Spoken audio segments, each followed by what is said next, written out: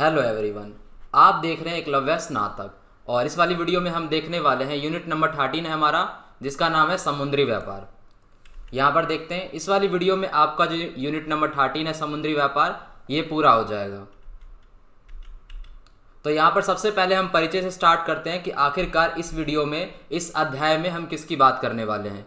तो इस अध्याय का नाम जैसे कि समुद्री व्यापार है, उसी से रिलेटेड जो है इसमें हम बात करने वाले हैं। भारतीय समुद्री व्यापार का जो अध्ययन है उसमें तटीय व्यापार और समुद्री व्यापार, इन्हीं सब के अंतर्गत हम जो है बात करने वाले हैं कि कितना कर लगता था और कौन कौन से पद पे कौन कौन नियुक्त थे, उनके कार्यकर्ता, ठीक है। और ये सभी चीज़ें हम बात करेंगे। समुद्री व्यापार का मतलब आपको पता है, समुद्री मार्गों के माध्यम से होने वाला जो व्यापार है उसको समुद्री व्यापार कहते हैं, ठीक है दोस्तों। यहाँ पर समझिए, सबसे जो पहला टॉपिक है वो ये है कि दिल्ली सल्तनत के अधीन समुद्री व्यापार, यानी बात यहाँ पर हो रही है कि दिल्ली सल्तनत के वश में था जब समुद्री व्यापार, तब क्या सीन होता था, तब कैसा व्यापार जो है वो होता था, ये समझते हैं। तो सबसे पहले समुद्री और तटीय व्यापार, इसके बारे में समझते हैं। देखिए, हुआ क्या था, खिलजी के समय में जब गुजरात पर अधिकार कर लिया गया था तो दिल्ली सल्तनत फारस की खाड़ी और लाल सागर के बीच में जो व्यापारिक संबंध थे वो बढ़ने लग गए थे। अब ये जो व्यापारिक जो संबंध बढ़ने लग गए थे, इससे क्या हुआ था, समुद्र में जो व्यापार हो रहा था उसमें मसाले, कपड़े और मछली, इन्हीं सब का जो व्यापार है वो होने लग गया था।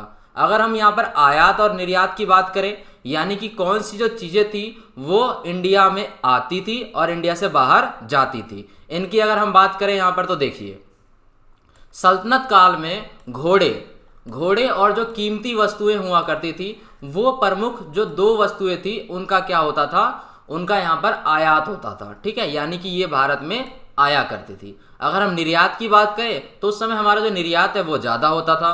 तो निर्यात में कौन कौन सी चीज़ें आते हैं यहाँ पर देखिए। जबकि अगर हम यहाँ पर देखें, अनाज, जो सूती वस्त्र है, इसमें हम बहुत फेमस थे, अनाज भी हमारे यहाँ से जाता था, दास जाते थे, नील की खेती होती थी तो नील भी जाता था। इन्हीं सब का जो निर्यात है वो हुआ करता था। यहाँ पर देखिए अगला टॉपिक समझते हैं। तो यहाँ पर जो हमारा इंपॉर्टेंट टॉपिक है वो है पुर्तगालियों का आगमन।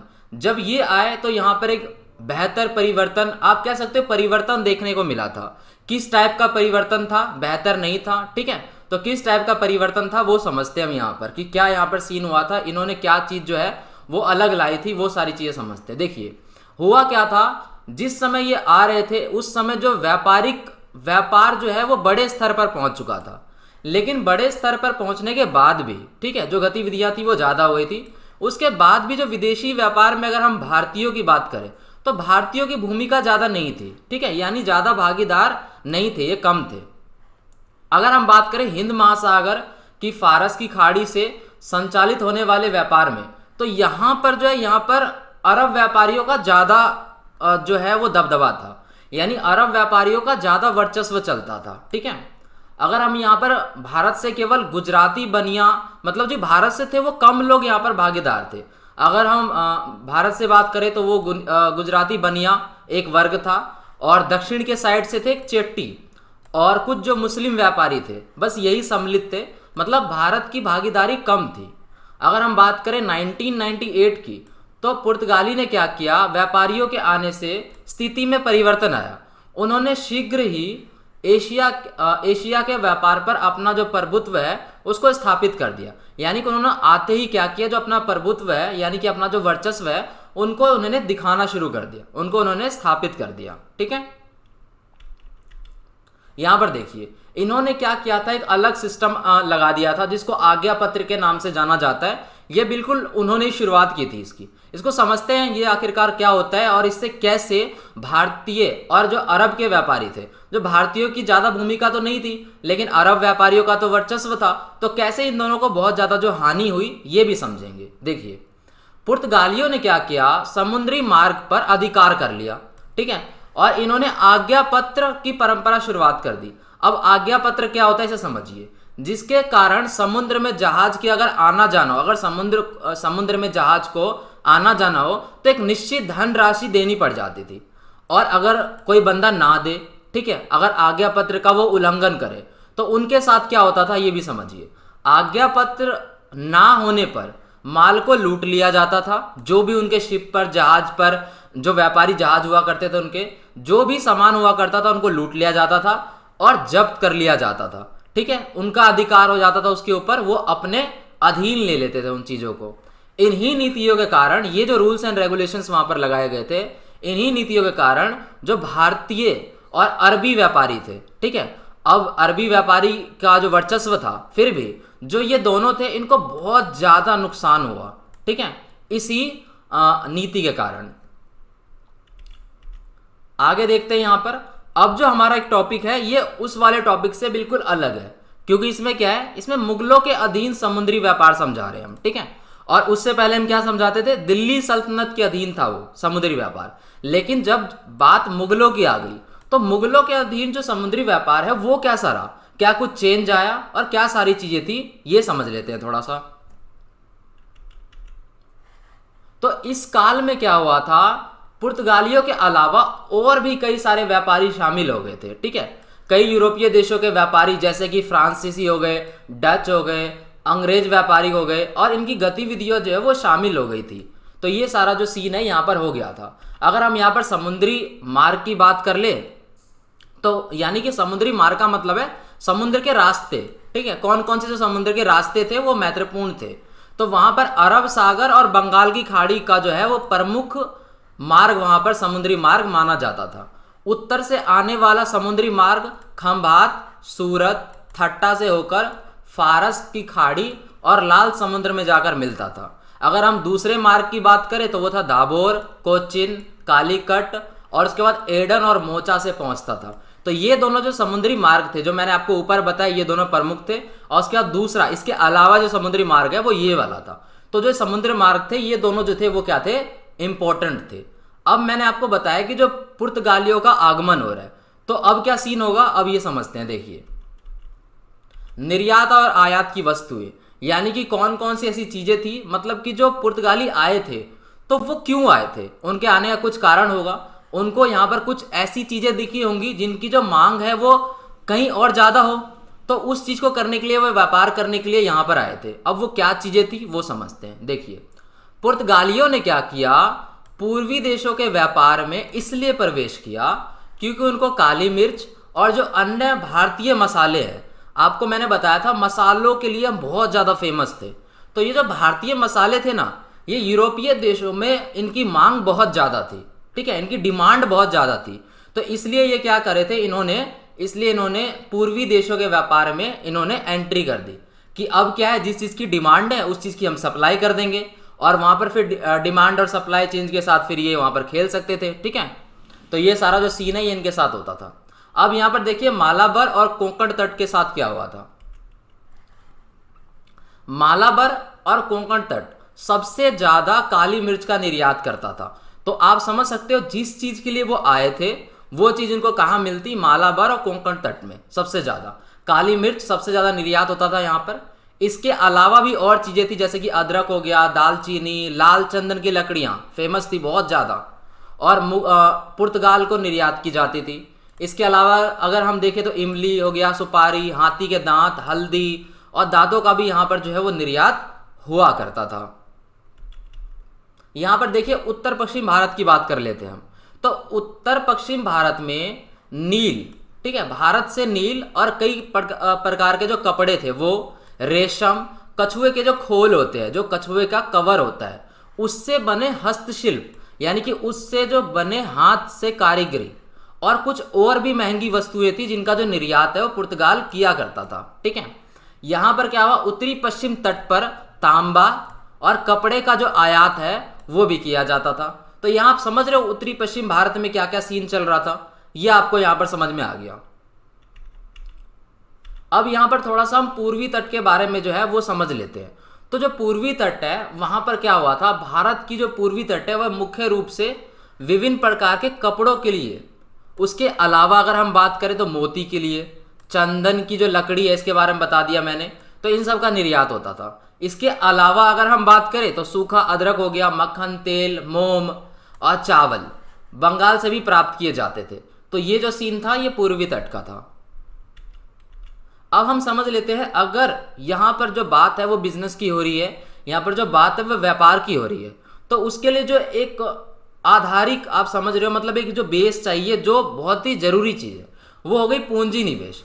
तो अब पुर्तगाली व्यापार के लिए जो पूंजी निवेश है वो कौन करता था? क्या उनका राजा करता था, या उनके लिए कोई और जो सीन है उन्होंने लागू कर रखा था, वो समझ लेते हैं हम यहाँ पर थोड़ा सा।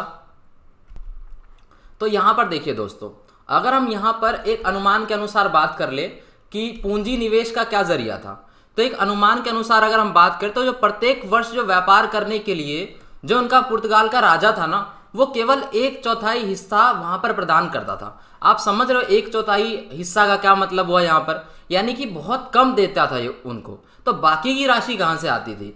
बाकी की जो सभी राशि है वो पूंजी निवेशक करते थे और व्यापारियों से भी प्राप्त होता था। अब पूंजी निवेशक जो है वो किस प्रकार का निवेश करते, देखिए अलग अलग टाइप के पूंजी निवेशक थे। फॉर एग्जाम्पल, जैसा कि आपको पता है कि अभी क्या है, इन्वेस्ट करने के लिए हमारे पास बहुत सारी चीजें उपलब्ध है, ठीक है। हम स्टॉक्स में कर सकते हैं, म्यूचुअल फंड में कर सकते हैं, बॉन्ड्स में कर सकते हैं, बहुत सारी चीजें हैं। तो उस समय क्या होता था, एक सीन चलता था, वो सीन था जहाज के ऊपर भी लोग व्यापारी के ऊपर भी इन्वेस्ट करते थे। कैसे करते थे वो समझिए। जैसे मान के चलिए, सबसे शुरुआत की अगर मैं बात करूं, ये टॉपिक से हल्का आगे हो जाएगा लेकिन आपको समझ में आ जाएगा। देखिए होता क्या था, जैसे फॉर एग्जाम्पल कोई बंदा है, वो जहाज में जा रहा है किसी चीज की खोज करने के लिए, तो हो सकता है कि उसको खजाना मिलता हो। तो वो खजाना किसको मिलेगा? जिसने उस जहाज के पैसे और उस जहाज के लिए पैसे इन्वेस्ट किए हैं, जिस बंदे ने, उसको भी उसका थोड़ा भाग मिलेगा। तो ये क्या था, ये काफी रिस्की भी था। हो सकता था कि जो जहाज उन्होंने तैयार करके भेजे हैं वो जहाज भी और प्लस में वो बंदा भी वो मर जाए और उनकी जहाज खो जाए, ठीक है। ये सभी सीन होता था। फिर क्या हुआ, फिर इस चीज को डाइवर्सिफाई करने के लिए हुआ क्या कि बहुत सारे जहाज में, मतलब जो एक बंदा है, फिर मान के चलिए कोई बंदा है वो अमीर है, तो उसने अपने क्या किए, 1 लाख रुपए इन्वेस्ट किए, तो वो 5 जहाजों में इन्वेस्ट हो गया। 5 जहाज अलग अलग उसके नाम से उसके पैसे जाएंगे। उस 5 में से अगर किसी को भी खजाना मिला या कुछ बढ़िया व्यापार कर लिया उसने, यानी कुछ तरक्की कर ली उसने, तो जिसने इन्वेस्ट किए थे उसको फायदा हो जाता था। तो पहले के समय में इस प्रकार का भी जो सीन है वो हुआ करता था। जो इन्वेस्टर्स थे वो जहाजों के ऊपर भी इन्वेस्ट किया करते थे। तो उसे छोड़िए और यहां पर देखते हैं यूरोपीय पूंजी निवेशक। तो 16वीं शताब्दी में अगर हम देखें तो यूरोपीय पूंजी निवेशक में इतालवी और जर्मनी पूंजी निवेशक जो थे वो शामिल थे। अगर हम यहाँ पर पूर्वी व्यापार में बात करें तो इसमें तांबे की जो थी वो बड़ी मात्रा की आवश्यकता होती थी, जिनका यूरोप में तांबे के उत्पादन में एकाधिकार था। यानी कि अगर कोई ऐसा बंदा मिल जाता था जिसका यूरोप में तांबे के उत्पादन पर मस्त कंट्रोल है, ठीक है, यानी कि उसका एकाधिकार है उसके ऊपर, तो उसका स्वागत किया जाता था। क्यों? क्योंकि उसके पास एक, समझ सकते हैं आप, उसके पास एक मोनोपोली है और ऐसी चीज है कि जो किसी और के पास नहीं है, ठीक। यहां पर देखिए भारतीय शासक और यूरोपीय कंपनी। जो भारतीय शासक थे और यूरोपीय कंपनी में आपको पता है, आपने ईस्ट इंडिया कंपनी का नाम सुना होगा। तो ईस्ट इंडिया कंपनी वही था जिन्होंने हमारे ऊपर राज किया था, ठीक है। और उसके बाद क्या, उसके बाद फ्रांसीसी ईस्ट इंडिया कंपनी भी थी। उन्होंने क्या किया था, आने में उन्होंने देर कर दी थी। और जो ईस्ट इंडिया कंपनी थी उनकी जो चालबाजी थी और जो तरीका था, जिस तरीके से वो अपने साम्राज्य का विस्तार करते थे, जिस तरीके से वो अपने आप को ग्रो करते थे, तो उस तरीके के सामने फ्रांसीसी ईस्ट इंडिया कंपनी जो है वो टिक नहीं पाई। यहां पर आगे पढ़ेंगे हम कैसे हुआ था ये सीन और ये सारी चीजें। देखिए पहले हम यहां पर ईस्ट इंडिया कंपनी की बात कर लेते हैं। तो डच ईस्ट इंडिया कंपनी की स्थापना 1602 में हुई थी और ये कंपनी व्यापारिक गतिविधियों में लगी हुई थी। तो इसने क्या किया, 1606 में इसने अपना पहला कारखाना कोरोमंडल में, एक जगह था पेटापुली, वहां पर इन्होंने स्थापना की थी। अब ये जो कंपनी थी ये किस चीज में रुचि रखती थी, मसाले में, लेकिन इसका जो झुकाव है वो कपड़ों की तरफ हो गया। यानी कि इसने जो अपना इंटरेस्ट है, जो अपना नीश है, उसको इसने चेंज किया, ठीक है। मसाले के व्यापार में रुचि रखने वाली कंपनी ने यहां पर कपड़े के व्यापार की ओर अपना झुकाव किया और उसके अंदर इंटरेस्ट लेने लग गई। यहां पर डचों की जो बढ़ती शक्ति थी उससे अंग्रेजों को खतरा महसूस हुआ और इनके बीच क्या होगा, फिर इनके बीच जो हितों के लिए संघर्ष आरंभ हो गया। यानी कि सब अपना हित देखते हैं। अब दो बिजनेसमैन हैं, दो बिजनेसमैन के बीच में लड़ाई की होती है, क्योंकि जो इसका प्रॉफिट होता है इसको लगता है कि मेरा ये प्रॉफिट खा जाएगा, तो इसलिए अपने हित के चक्कर में इनके बीच जो है वो यहाँ पर संघर्ष शुरू हो गया और डचों ने अंग्रेजी जहाज पर क्या किया, हमला कर दिया तथा उसे क्षति पहुंचा दी। तो इस प्रकार अंग्रेजों ने क्या किया, पुर्तगालियों से हाथ मिलाकर डचों को यहाँ पर जो है पराजित कर दिया। और 1795 में डच पूरी तरह से भारत से जो है वो बाहर चले गए थे। तो यहाँ पर थी डच और यहाँ पर बात हो रही थी अंग्रेजों की। तो इन्होंने कैसे पुर्तगालियों के साथ मिलकर और उसको बाहर कर दिया वो समझा हमने। अब यहाँ पर समझते हैं फ्रांसीसी ईस्ट इंडिया कंपनी का क्या हुआ। क्या आपने इस कंपनी का कभी नाम सुना भी है? ठीक है, और हमने इसका नाम क्यों नहीं सुना है, आखिरकार क्या हुआ इसके साथ और कैसे ये लिमिटेड हो गई। ऐसा नहीं कि ये पूरी तरीके से खत्म हो गई थी, लेकिन ये लिमिटेड हो गई थी। यहां पर देखिए, फ्रांसीसी भारत में अगर हम बात करें तो फ्रांसीसी भारत में देर से पहुंचे थे। 1664 में फ्रांसीसी ईस्ट इंडिया कंपनी की स्थापना हुई। अब हुआ क्या, पहला जो कारखाना इन्होंने लगाया 1668 में, और वो भी कहां पर, सूरत में स्थापित किया इन्होंने। अगर हम बात करें अंग्रेजों तथा फ्रांसीसियों में संघर्ष होता रहा, और ऐसा नहीं है कि इनका संघर्ष भारत में आने के बाद हुआ। इनका जो संघर्ष है वो यूरोप से ही चल रहा था, और यह संघर्ष अंग्रेजों के लिए बहुत ही बड़ा चुनौती का माहौल था। मतलब एक तरह से इनके लिए बड़ी चुनौती थी ये, कि भाई अब इनसे कैसे निपटारा पाए। ये सारा जो सीन था इनके साथ हो रहा था। अब देखिए हुआ क्या, भारत में 3 कर्नाटक युद्ध हुए। एक हुआ 1746 से 48 में, 1749 से 54 और 1758 से 63 तक। तो इसमें क्या हुआ, इसमें फ्रांसीसियों की हार हो गई। उसके बाद क्या था, उसके बाद भारत में लगभग जो सभी अड्डे थे वो समाप्त हो गए। इनके हार हो गई, तो इनका जो सभी जो अड्डा होगा जहां पर इन्होंने अपना बेस बना रखा होगा और वहां से अपना जो व्यापार और कंट्रोल करते होंगे, वो सब खत्म हो गया इनका। और जो पूरा का पूरा जो वर्चस्व है वो अंग्रेजों के हाथ में आ गया। अब क्या हुआ, भारत पर हो गया था पुर्तगाली, यहाँ पर जो अंग्रेजों का वर्चस्व है पूरे भारत में हो गया। अब पुर्तगाली गोवा और आदि क्षेत्रों तक ही यहाँ पर सीमित रह गया, यानी कुछ ही ऐसी जगह थी जहां पर ये सीमित होगा। धीरे धीरे वहां से भी ये खत्म हो गए होंगे। ठीक है दोस्तों, तो इस वाली वीडियो में इतना ही था आपके लिए। टेलीग्राम को आपने ज्वाइन नहीं किया तो आप कर सकते हो, डिस्क्रिप्शन में लिंक मिल जाएगा आपको। यहाँ पर आपको अपडेट मिल जाएगी, नोट्स और वीडियोस मिल जाएंगी। आपने इंस्टाग्राम पे अगर कुछ पूछना है आपको तो आप पूछ सकते हो, डिस्क्रिप्शन में लिंक मिल जाएगा, और आप आईडी भी सर्च मार सकते हो। ठीक है दोस्तों, तो यही थी वीडियो इसमें। अगर वीडियो आपको पसंद आ गई तो आप कर सकते हैं कि लाइक कमेंट करके बता सकते हो, क्लासमेट के साथ शेयर कर सकते हो, साथ ही चैनल को सब्सक्राइब कर दे, बेल नोटिफिकेशन आइकन को प्रेस कर दे, जिससे नई वीडियो की जो नोटिफिकेशन है आप तक पहुंचती रहेगी। धन्यवाद, मिलते हैं नेक्स्ट यूनिट में।